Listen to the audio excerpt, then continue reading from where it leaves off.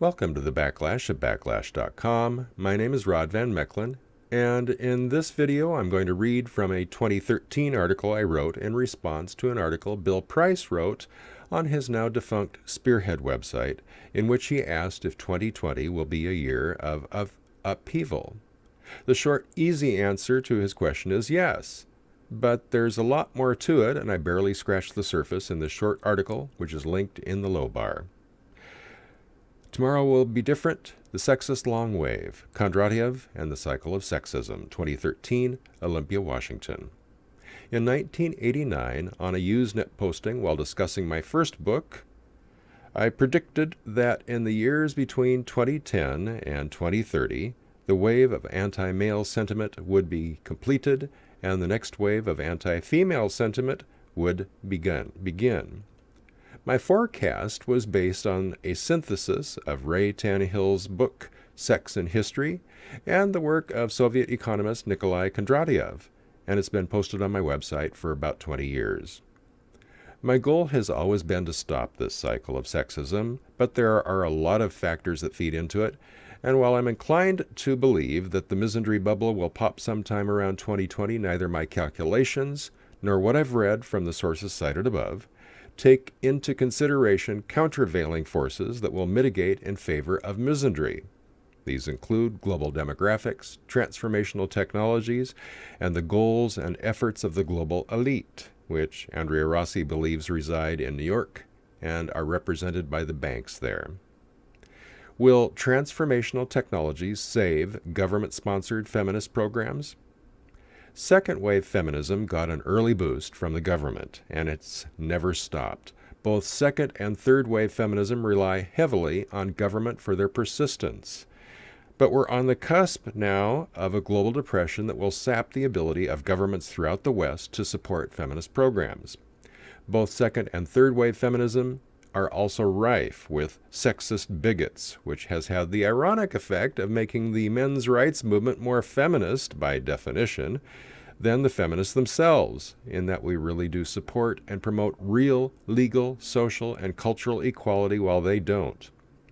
Consequently, public sentiment against the feminist bigots is growing. These all mitigate in favor of a decline in mainstream misandry around the year 2020.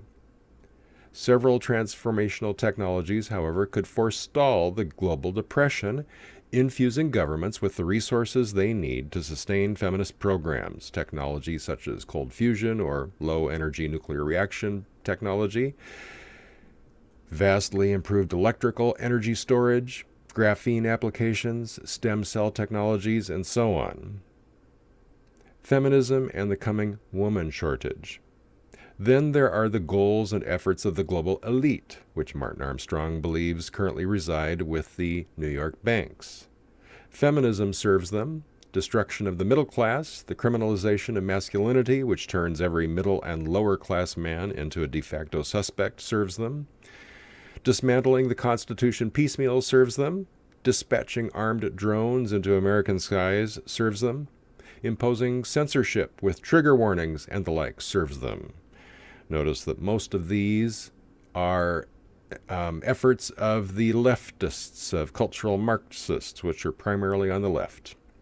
Demographics will also serve them, as the relative value of fecund females is set to go hyperbolic within a few years, when insane policies in Asia and the subcontinent will manifest a shortage of women of childbearing age. In the past, when war has created a shortage of men, such as in China, 1,000 or 2,000 years ago, peace and prosperity were the result. And ironically, Ray Tannehill described in her book Sex and History how at that time in China, even working class men could afford 2 or 3 wives. Will we see a rise in female power, however, when we have a shortage of women? With matriarchies like the ones in Robert Heinlein's classic The Moon is a Harsh Mistress? Or will we see rampant homosexuality and mandatory sexual servitude for women, as in J. Neil Schulman's The Rainbow Cadenza? Are we entering into a season of war? Which set of forces will prevail? In all likelihood, there will be no clear winner, but in the short run, the power of the state will likely increase in response to the threats to social stability and an increase in civil strife. Given time and the liberty to do so, the markets will respond. People will adapt. Life will find a way. But politics has a way of protecting the status quo with unfortunate consequences. Wealthy beyond our wildest dreams of avarice, for a purpose. My answer to that is from MRAs and MGTOW to get as rich as possible, as fast as possible, so we can become a force to reckon with, the global elite, and to, as Julie Borowski mentioned in one of her 2013 videos about promoting libertarianism to women, create movies, books, TV series, and so on that help to infuse the cultures with values, virtues, attitudes, and ideas that are more reasonable and sane.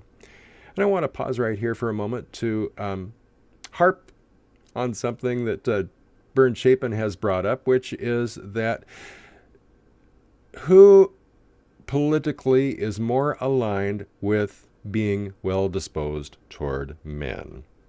Is it the Democrats? Not really. We have a Democratic president who takes sides with the feminists a lot. Is it the Republicans? Well, kind of, sort of.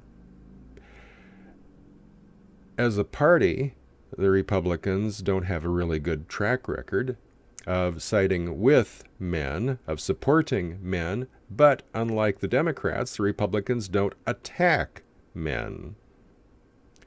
Libertarians, on the other hand, support policies and principles and virtues and an approach to programs, like getting rid of them, that is very favorable to men.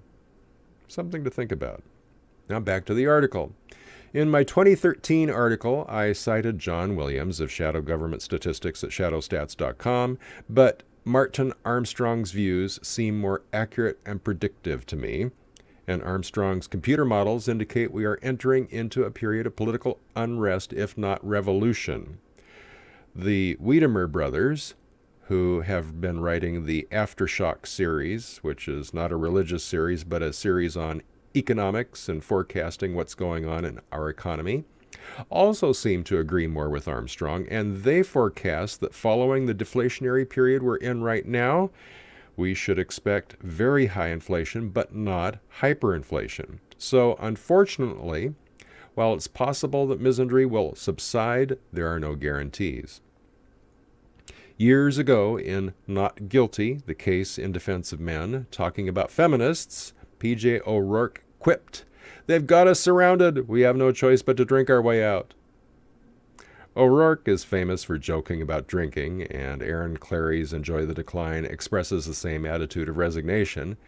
But the best thing we can do, in my opinion, is to make preparations based on the old rule, hope for the best, but plan for the worst. And I was happy to see in one of his videos, I think yesterday, that Sandman expressed a similar attitude. Now, preparing for the worst, I've set aside supplies in case we experience something like what Greece is currently going through, so that I can weather a few months without a paycheck or access to my bank. And as insurance against the government, I also have some gold and silver. And if you follow my example, I suggest you do what I do and buy through a service that will store it outside the country for you because, as Armstrong explains, gold is not a hedge against inflation, but insurance against the government. Hoping for the best, I'm also investing. As Bernd Chapin mentioned, in addition to my stock portfolio, I'm trading options. Keeping in mind that this is not to be construed as investment advice, I have call options right now on the euro-dollar pair, symbol EUO. Now that's the underlying security. What I have are call options on that. Half of my trade right now, at this very moment, is up and half is down. But the price of the underlying stock doesn't need to move up very much more for both positions to be in the green. And they're both mature several months out, so I've got plenty of time for them to go the direction I want them to. In addition to this, I also read everything Martin Armstrong posts on his blog, and when he makes his services available to the public, which he says will be soon, I plan to subscribe. In addition to Armstrong, I also follow Greg Mannarino and Gary Savage, and links to all three of their websites are in the low bar. This approach affords the most flexibility and the highest chances of success, and it's what I'm doing, because tomorrow will be different. That's all for now. Check out the other videos, subscribe to the channel. For the Backlash at Backlash.com, my name is Rod Van Mechelen.